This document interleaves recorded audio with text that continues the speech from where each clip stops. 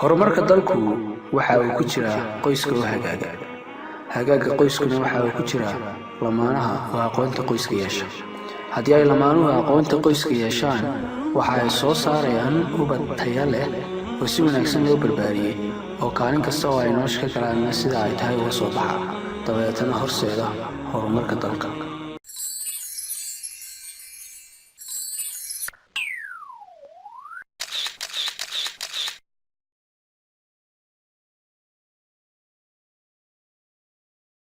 casrigan aynu joogno adduunyada gebigeedaba waxay ku foogan yihiin sidii ay ugu diyaar garoobi lahaayeen shay kasta oo ay qabanayaan iyagoo tababaro u soo qaadanaya. sidaas la mid ah lamaanaha waxa la gudboon inay marka hore u diyaar garoobaan waliba tababaro tiro badan ay u soo qaataan nolosha qoyska iyo mas'uuliyadeeda kala duwan inta aanay guursanin ka hor. waxaa dhacda mararka qaar inay lamaanuhu ama dhalinyaradu ay xog khaldan ka helaan meelo khaldan sida filimada oo kale, deetana ay moodaan gebiga nolosha qoyskuba inay tahay dareen kalgacal iyo dareen caadifadeed oo la isku cabirayo iyo heese jacayl oo had iyo goor la isku qaadayo, taas oo hadhow khalkhal ku abuurta nolosha qoyska iyo qaybaheeda kala duwan. isku diyaarinta nolosha qoyska waxa ay ku wareegaysaa 3 arrimood. arrinta koowaad waxa weeye in la dareemo guurku inuu mas'uuliyad yahay. haddii qoyskaasi uu ku dhismo qaab emotional ama caadifad ama sidaa tilmaantay jacayl emotional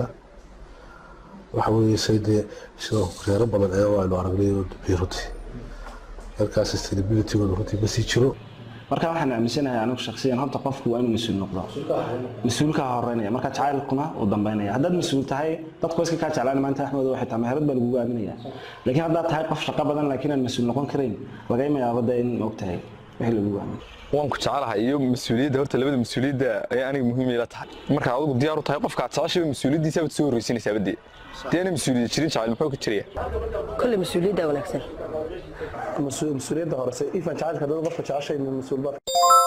mas'uuliyaddu waa ereyga kaliya ee ku filan sharaxaadda nolosha qoyska. haddii ay lamaanuhu diyaar u yihiin qaaditaanka mas'uuliyadda qoyska ha guursadeen, balse waxa hubaala inuu qoyskaasi khalkhal galayo haddii aanu ninka awoodin biilkii guriga amaba se gabadhu aanay awoodin shaqadii guriga oo aanay tababar ku soo qaadan markii ay gurigooda joogtay waayo hooyadeed ayaa shaqayn jirtay. qoys loo sameeyo waa kow waa in la dhiso qof insaana inta uuna qoys samayn oo mas'uula. waxaa mushkiladda dhacday waxa weeye maanta marka la rabo inuu qofi dhakhtar noqdo waxaa la barayaa dhakhtarnimada 7 sano, wuxuu noqonayaa dhakhtar caama, tabiib caam, generalist buu noqonayaa. waxaa la siinayaa haddana 4 sano oo dambe wuxuu noqonayaa mutakhasis, qadi ku takhasusaya.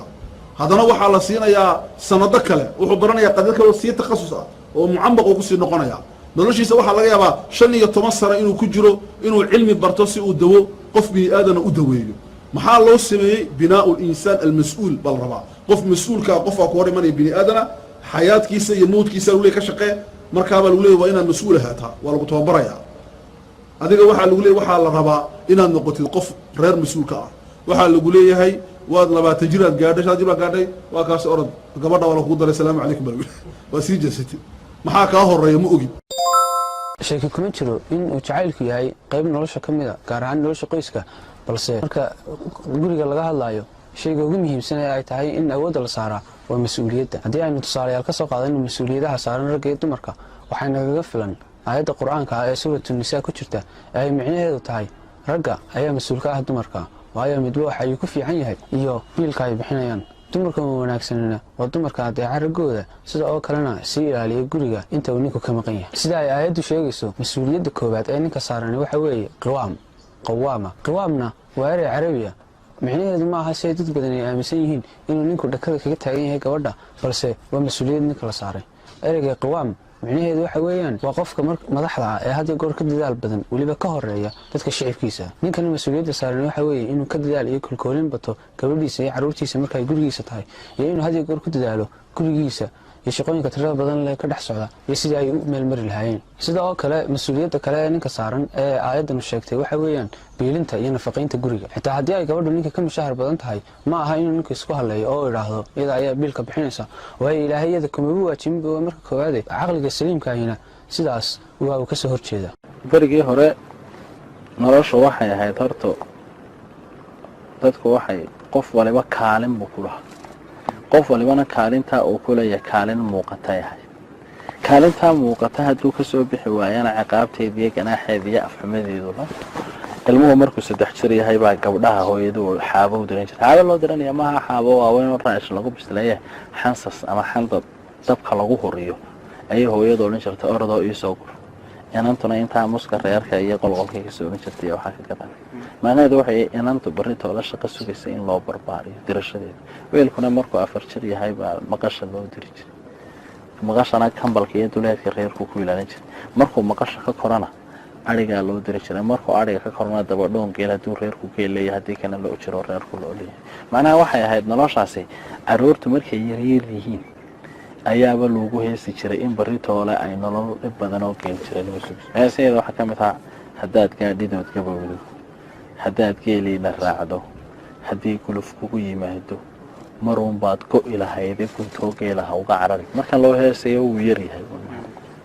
wali waa laga yaabaa in 2 jir iyo 3 jir toona soo gaadhay marka nolol isdhinac socoteedo ilmaha lagu barbaarinayo inuu noqdo nin shaqadii iyo hawshii loo diray ku muuqdo ku soo baxay.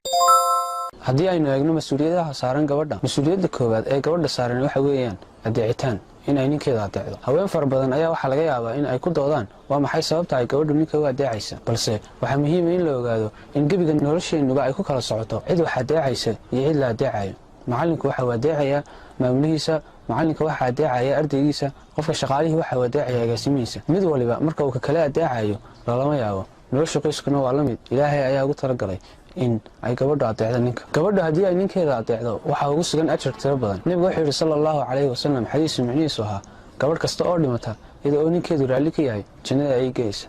sidoo kale nabiga wuxuu yiri sallallahu alayhi wasallam xadiis macnihiisu aha gabadh kasta oo shanteeda salaadood ilaashata rawdaanteedana soonta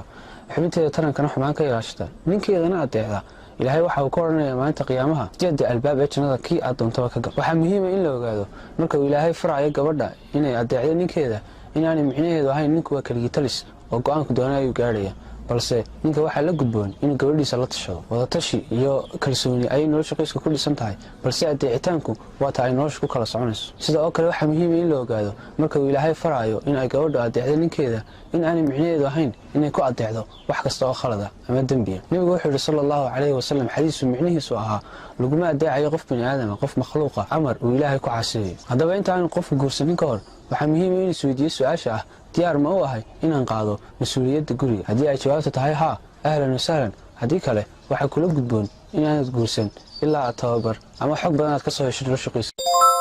qodobka labaad ee ay tahay inay tixgeliyaan dhalinyaradu xilliga ay u diyaar garoobayaan guurku waxa weeyaan in ay dareemaan inuu guurku yahay nafuuris badana inta ay hooyooyinka inoo soo horeen nafahooda badana inta ay aabayaasheen inoo soo horeen waqtigooda iyo maalkooda badana inta ay hooyayaasheen inoo soo horeen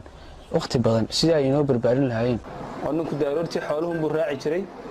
dabeetana maalin oo dhan geela iyo hawsha adhiga iyo waxa soo raaci jiray dabeetana habeenkii uu soo hoyin jiray waxaad moodaa tii halkan in lagu sameeyo qofku wuxuu baahay sheekay madadaaliyo muddo in la wada joogo waxaan aaminsanahay marka qofka in la siiyo waqtigeega way haboon tahay walaalo lala day xogaa lala moogtahay loo sheekeeyo lacag fadhiyo oo muddo la siiyo si jacaylkiina uu xooganaado gurigiina marka aad doobka tahay inay yahay ama marka aad gashaantida tahay inay yahay mas'uuliyad badan kuma saarna oo xor ayaad balse intaan lagu guursanin ka hor ama intaan aad guursan ka hor waa inaad ugu tala gashaa in nolosha qoyska ay ku saleysan tahay nafuuris iyo inaad ka tanaasusho waxyaabo fara badan oo aad markii hore sameyn jirtay qodobka saddexaad ay tahay in dhalinyaradu tixgeliso xilliga ay guurka u diyaar garoobayaan waxa weeyaan in uu guurku yahay aqbalaad la isku aqbalayo kala duwanaanshaha labada qof iyo u diyaargarow loo diyaargaroobayo in uu khilaaf dhici doono طبعا ها وقصب تاسي وايو أدونك مر كستبه واسقال ولي قلنا متبنودو وأنا سأد أكته أحليلي أحس كوجود عربي لبدي سدامه ويس خلافة هاون قلت لك هي واحد مرة بنيته كهينة سأقول لك كرا لما قفوا إسبرنا يا عم النور وداعي إنه ماشي من خلاف كان واحد بدن با لو صحة ويعني مرة خلافية بعده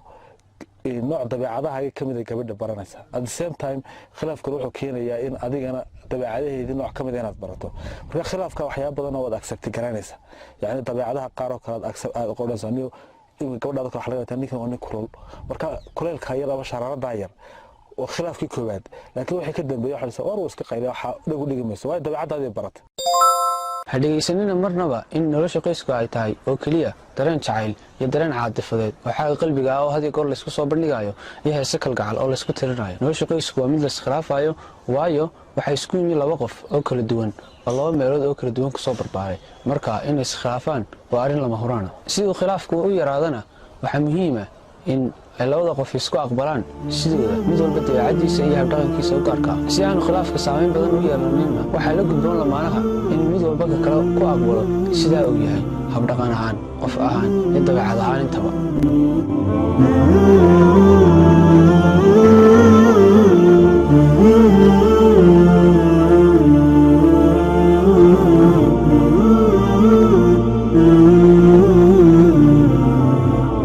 Mm-hmm.